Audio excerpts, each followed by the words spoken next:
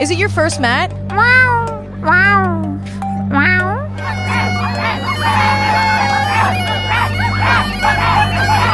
Very good.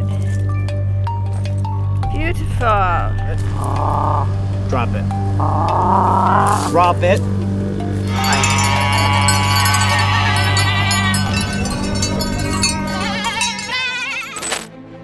Si un homme peut devenir une femme simplement parce qu'il a décidé de changer de sexe, pourquoi ne pourrait-il pas aussi se transformer en chien ou en chat s'il le souhaite?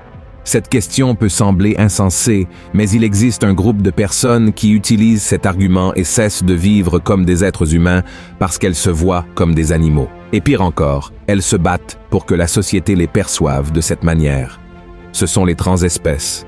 Mais au fond, pourquoi ces personnes croient-elles qu'elles sont des animaux? Que dit la parole de Dieu à ce sujet? Est-ce seulement une question psychologique ou y a-t-il une action démoniaque derrière tout cela? Dans la vidéo d'aujourd'hui, je vais répondre à toutes ces questions et plus encore, je vais vous montrer 5 personnes qui ont renoncé à leur vie pour vivre comme des animaux et, à la fin, je donnerai mon avis sincère sur les transespèces.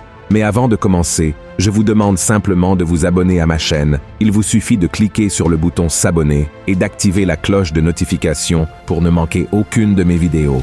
Je veux vous aider à grandir spirituellement avec Dieu, alors venez participer avec moi, d'accord? Maintenant, allons-y.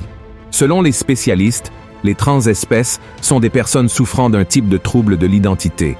Elles vivent dans un monde irréel, où elles se voient comme des animaux piégés dans des corps humains. Ces personnes ont l'illusion d'être quelque chose de différent de ce qu'elles sont réellement. Par exemple, il y a ceux qui préfèrent vivre comme s'ils étaient des chiens, d'autres comme des chèvres ou des chats, bref, comme n'importe quelle autre espèce qui n'est pas humaine. Et ce qui est le plus effrayant, c'est que ce mouvement se propage dans le monde entier et touche des centaines, voire des milliers de personnes.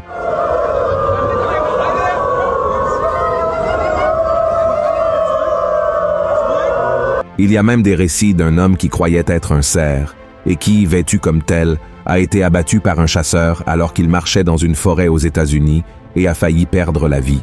Je sais que cela peut sembler drôle, mais c'est très sérieux et a des racines bien plus profondes que nous ne pouvons l'imaginer. Mais avant d'en parler, je veux vous montrer 5 personnes transespèces qui sont devenues célèbres dans le monde. Premier cas, la femme cheval. Dans cette vidéo, nous voyons une femme appelée Ayla Kishtirn qui croit être un cheval. Oui, un cheval. Dans les images, Ayla est vue en train de galoper et trotter comme un cheval, une capacité étrange qu'elle a entraînée toute sa vie. L'histoire d'Ayla est curieuse. À l'âge de 4 ans, elle avait un amour particulier pour les chevaux, ce qui l'a amenée à commencer à copier tous leurs mouvements.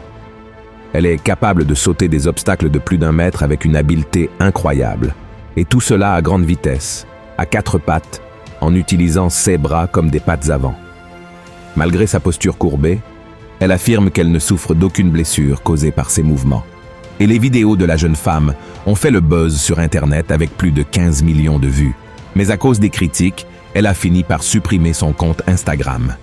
Deuxième cas, les personnes moutons. Dans cette vidéo, plusieurs personnes s'identifient comme des moutons.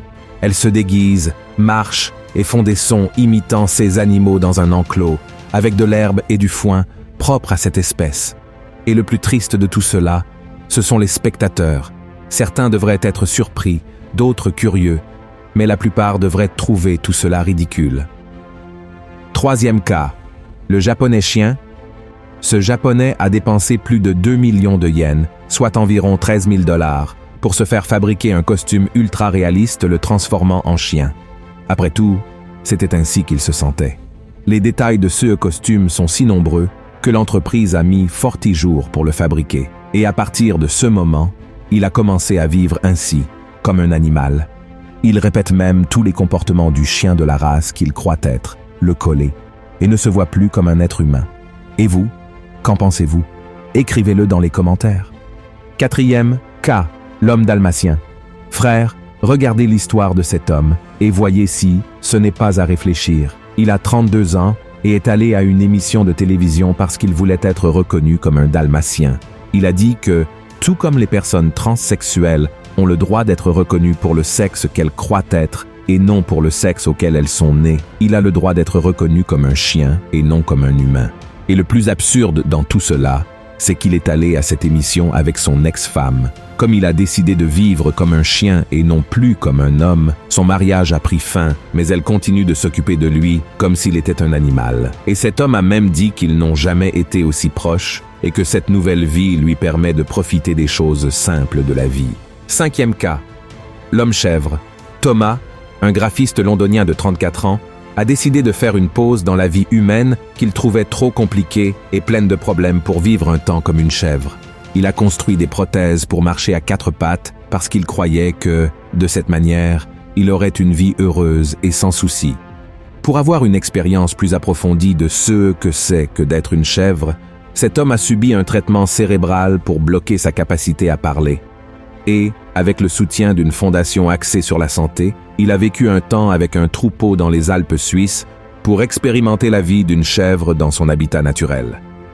En 2016, l'histoire de Thomas est devenue un livre où il a raconté son expérience de vie en tant que chèvre.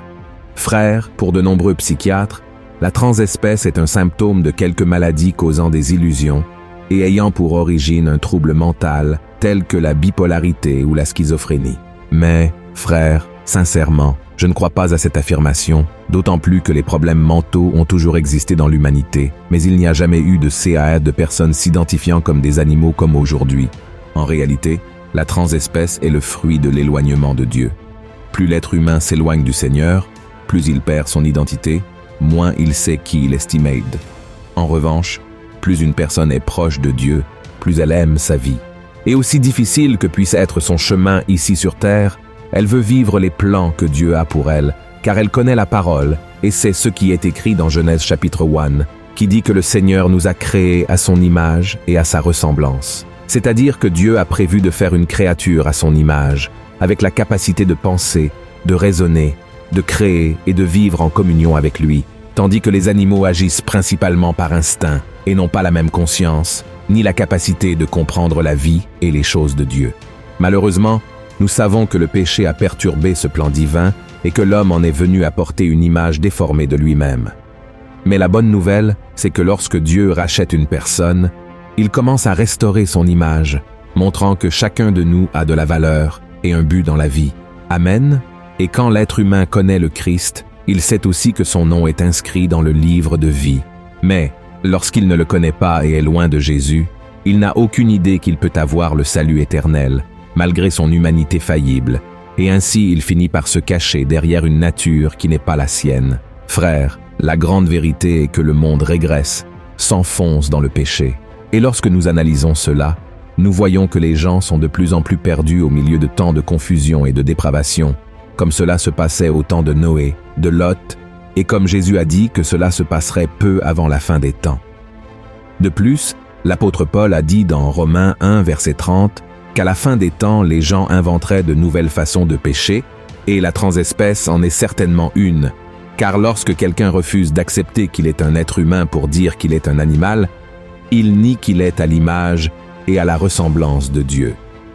La grande vérité est que nous sommes tous confrontés à une bataille spirituelle, et je n'ai aucun doute que Satan influence ces personnes à croire qu'elles sont des animaux. Il profite du fait qu'elles ne connaissent pas Jésus, qui peut les libérer de toute condamnation et de tout mal, pour les humilier, les faisant s'égaler à des animaux et en même temps attaquer Dieu en diminuant sa création. Car le désir de Lucifer a toujours été d'être semblable à Dieu et il n'y est jamais parvenu, alors que le Seigneur a accordé cette grâce à l'être humain. C'est pourquoi l'ennemi a tant de haine contre nous et il fait tout pour nous attaquer et nous éloigner de la présence du Père. Vous voyez comme le diable est perfide. Alors, frères, Jésus revient et nous devons être attentifs à tous les signes. Nous ne connaissons ni le jour, ni l'heure à laquelle cela arrivera, mais lorsque nous regardons des situations comme celle des transespèces, nous réalisons que nous nous approchons de la fin, et rappelons que nous ne devons pas persécuter ces personnes, encore moins les ridiculiser ou les mépriser. Le monde a déjà été assez cruel avec elles, n'est-ce pas? C'est pourquoi nous devons suivre l'exemple du Christ et faire ce qu'il ferait s'il était à notre place.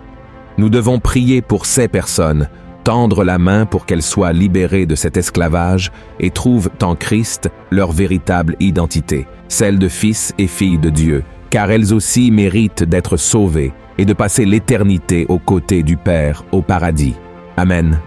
Si vous avez aimé ce message, partagez-le avec vos amis et votre famille et abonnez-vous à ma chaîne. Je vous attends dans la prochaine vidéo. Que Dieu vous bénisse puissamment.